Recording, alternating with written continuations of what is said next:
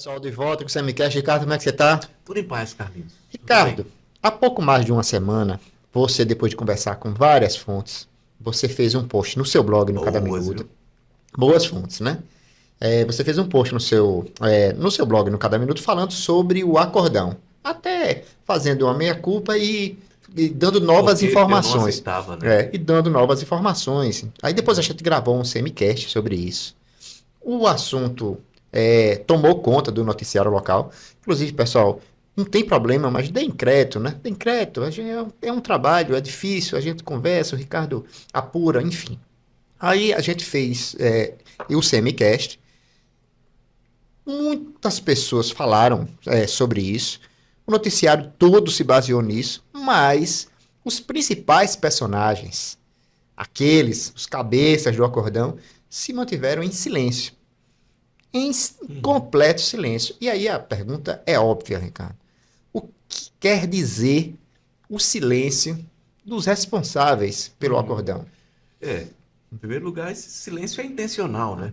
E como a gente vive um tempo em que político, de forma geral, não dá mais entrevista. Ele se manifesta Isso. por rede social. Eles optaram, todos eles, por não se manifestarem sobre isso. E o tema ficou ali no limbo. E creio eu que vai ficar ainda durante um bom tempo, e não é por causa da sabatina, não. Já foi Vai aprovado. acontecer ainda a sabatina no Senado, mas a doutora Marluce Caldas será ministra do Supremo Tribunal de Justiça, Isso. Superior Tribunal de Justiça. O relator, inclusive, no Senado é o suplente senador que está no exercício, né, do mandato, Fernando Farias, que, coincidentemente, foi o personagem que surgiu como ponte entre os Calheiros e os Caldas. Já disse aqui, né, mais de uma vez, que o Fernando Farias sempre foi muito ligado aos Caldas e hoje é suplente de um Calheiros. E é um cara que tem relações políticas de forma geral, é empresário, então, mas tem relações políticas com todas as correntes. E será ele, Fernando Farias, o relator da indicação da Que doutora coincidência, Marluce que Caldas. coincidência. E bom, É. mas fato concreto e objetivo, não interessa a eles que o tema vire um debate. As pessoas comentam, todo mundo comenta da área política. Uns acham que o acordo não será confirmado por JHC, ou seja, ele colocará o acordo no telhado lá para frente. Eu acho difícil, talvez haja alguma mudança, porque inicialmente qual era esse compromisso, neste momento, de que ele não seja candidato a absolutamente nada. E aí apoiando Renan Pai para o Senado, Arthur Lira para o Senado e Renan Filho para o governo do Estado. E aí cada grupo tem o seu interesse, entre aspas, no silêncio. Os caudistas, pela reação do eleitorado dele, João Caldas, né? João Caldas Filho, né? JHC, tem uma reação que não aceita, né? Esse tipo de acordo, criou a expectativa de que ele seria ou será, não sei, candidato ao governo do Estado. Não acho essa altura que será mais. Renan Filho, que por sua vez também não quer ser candidato a governador e foi colocado numa situação, né, porque tem os dantistas e os victorianos, né, que não aceitam outro nome indicado por Renan Filho para o governo que não seja o próprio Renan Filho, como apontou Renan Pai, o senador Renan Pai.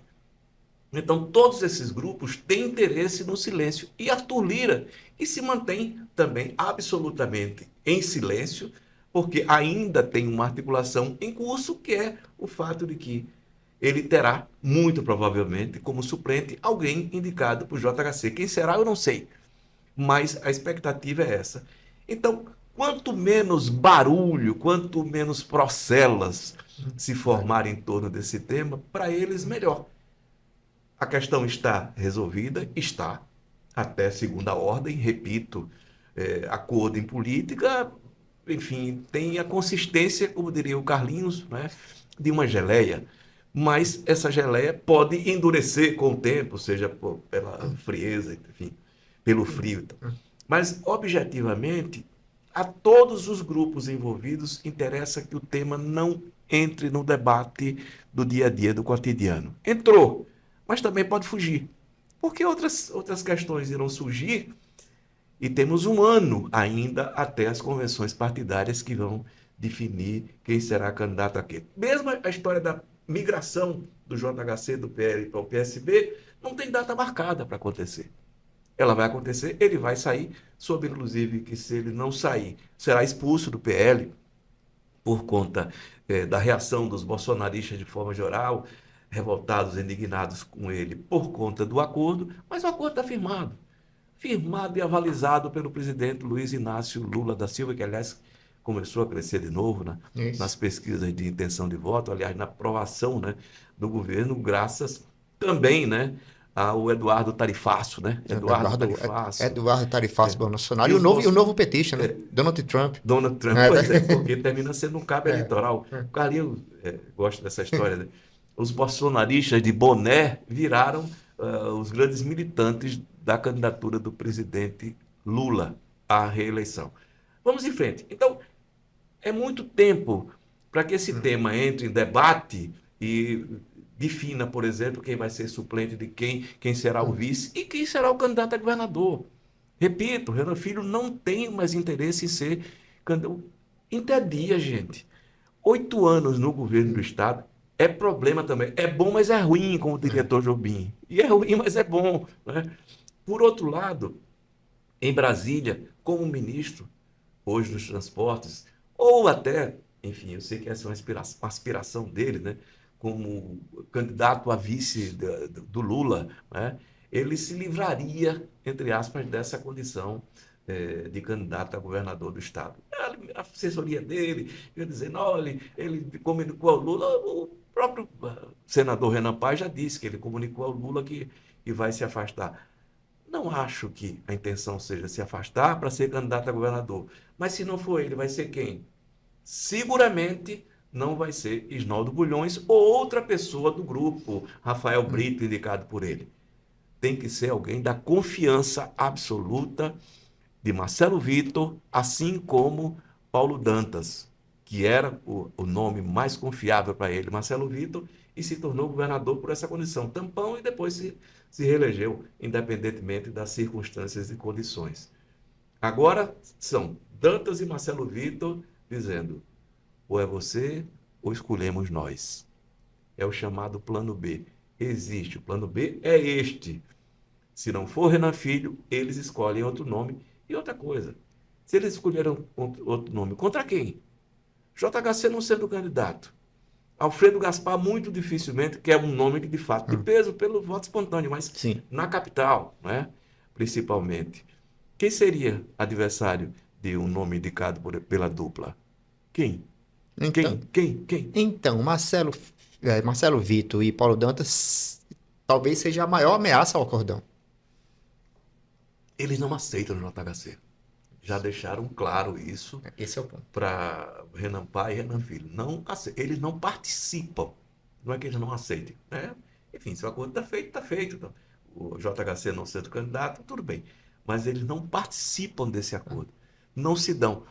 A passagem de JHC pela Assembleia foi traumática para esse grupo. Né? Foi traumática. Não sei se vocês lembram. Isso. Foram várias denúncias que viraram processos que depois tiveram destino que, em regra, tem todos os processos envolvendo a Assembleia Legislativa, Tribunal de Contas. Terminam não dando em nada porque alguém ali esqueceu um parafuso, né, no lugar errado. Né? E aí isso é um crime, contamina toda a investigação e processo. E a grande dúvida é que a gente ouve das pessoas, o JHC não ser candidato a nada. Esse é o grande...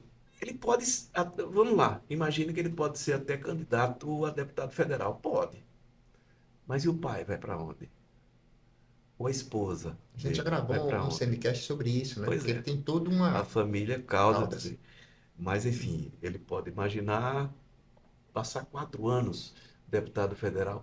Hoje, para você se destacar no Congresso Nacional, quem consegue?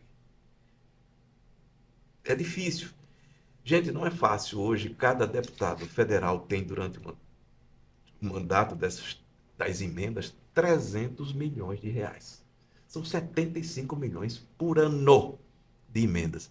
Para mim é muito dinheiro. O Carlinho não. O Carlinho é empresário da Faria Lima. Mas, enfim, para mim é uma coisa impensável. Eu não sei nem escrever essa cifra. Era Faria Lima, que inclusive eu nunca fui. Nem precisa. Nem né, precisa. Fica em casa, home care. Home care. Home care. Home care não, Não, home office, né? home Home office. Home office. care é para paciente. É isso. E, Ricardo, continuo com a minha mesma posição. Não acredito que o JHC zere. É uma opinião. É, Não é uma e não é informação, sem não. fundamento, É, não, né? é, Porque o histórico das pessoas indica, o passado indica muito o que ela pode fazer no é. futuro, né? E o JHC já deu provas no passado de que este futuro continua incerto. É isso. Então vamos lá para a nossa dica cultural, Ricardo. Eu não tenho nenhum problema em admitir que sei muito pouco sobre algo e tento buscar informações sobre esse tema. Citando aqui o livro, né, do Peter Burke que eu sugeri semana passada, né, o Ignorância, uma história global, ele diz exatamente isso. A ignorância, o reconhecimento da ignorância é o passo fundamental para o conhecimento. Pois é. E isso acontece comigo com o jazz. Conheço Nossa. quase nada de jazz. Assim, admiro, Uhum. ouço uma coisa ou outra e não conheço nada. Aí resolvi partir do básico. Quando você não sabe nada, você Uhum. vai para a página 1 e você começa a entender alguma coisa sobre o gênero. E aí tem uma minissérie que tinha no YouTube e agora chegou no Curtas Prime, são 10 episódios. Uhum. Jazz, a série. Naturalmente que ela não é para quem já conhece o gênero, que ela parte do básico, né? Do Louis Armstrong, Zé Ellington, aquele pessoal bem original mesmo. Mas para mim, que nada sabia, a série ela me abriu assim um mundo novo. Os ouvidos e Os a alma, ouvidos, né? já estou cheio de playlists agora, cheio de tentando ouvir, Uhum. tentando absorver esse som, já com 50 anos eu tenho, então que eu nunca ouvi durante a vida. Mas aí, para quem, assim como eu, quer conhecer um pouco sobre o gênero e quer começar do começo, Jazz, a série, tá no Curtas, que pertence ao Prime, né? Agora você vai. São 10 episódios básicos que garanto que vão abrir portas para vocês conhecer um pouco mais o gênero. O jazz é definido, né, como uma música dos músicos, né? É. Os músicos de regra gostam muito de jazz. Eu não sou um grande ouvinte de jazz, eu gosto e acho que é uma música que, de alguma forma, lhe traz um estado de calma na alma, né? E, enfim, viajar num solo jazzístico é fantástico. O jazz, ele é modulado, né, por frases, né, musicais que o cara começa a improvisar ali. Tem gente que pode passar, como o Hermeto Pascoal, Zé Pascoal. 2 horas É. improvisando em cima daquele tema e será sempre uma música nova. Isso é fantástico. Acho muito legal essa dica. A minha dica essa semana é um livro do Flávio Tavares. Flávio Tavares é um jornalista, foi militante político de esquerda, foi da luta armada, né, contra a ditadura, foi preso 3 vezes, foi sequestrado até pelo exército uruguaio. É um personagem riquíssimo e escreve divinamente. O texto dele é muito elegante. Tem um livro dele, Memórias do Esquecimento, que é belíssimo. São as memórias dele da época da ditadura, inclusive do período que ele foi preso, perseguido e tal. E esse livro aqui é uma delícia. O dia em que Getúlio matou Allende. Não se espante, não. Quando Getúlio Vargas se matou, e em 1954 Flávio Tavares era dirigente da UNE, foi para um encontro na China, um encontro socialista. Então, e encontrou lá o Allende, e o Allende estava impressionado com a história do Getúlio Vargas. Suicidar um presidente da República, e terminou, entre aspas, de alguma forma o Allende se suicidou com o golpe militar no Chile. E ele conta essa história divinamente, como conta muitas outras. São novelas ou crônicas sobre a política no Brasil, particularmente em Brasília, porque ele se sediou em Brasília, virou jornalista, é professor da UNB, não sei se ainda ou se está aposentado, porque ele está com mais de 75, né? E é um sujeito brilhante, escreve maravilhosamente. Ele conta, por exemplo, a história da construção de Brasília, e é ótimo, como as empreiteiras já ali roubavam e muito dinheiro público. Tem cenas que ele descreve maravilhosamente. Por exemplo, uma determinada área estava sendo construída, né? Uma Asa, plano piloto, outras pois coisas. é, do plano piloto ali, e aí os caras pegavam 10 caminhões de material de construção. Aí entravam ali, aí era anotado tudinho, aqueles 10 caminhões saíam, iam para outro. Ou seja, o erário pagava 5, 6, 7 vezes Mas, a mesma coisa, ou seja, com 6, 7 vezes o valor. Mas são trechos aqui do que ele conta muito de Getúlio Vargas. Aliás, tem uma história deliciosa aqui, só para aguçar a curiosidade das pessoas.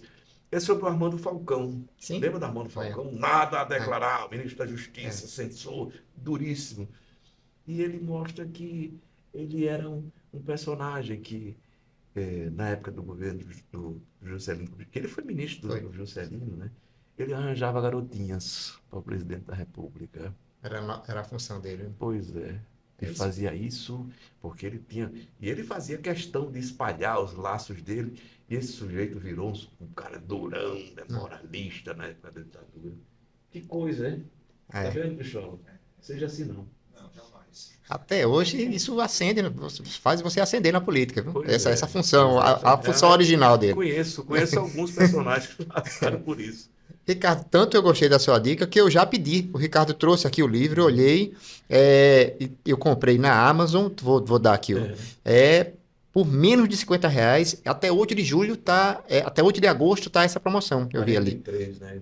É R$ 43,90. Quem quiser, tá aí a dica O dia em que em que Getúlio matou Matou. Allende. Opa, esse cara é bom, viu? é isso. Ricardo, um grande abraço. Um abraço, Grande abraço, pessoal. Até a próxima semana.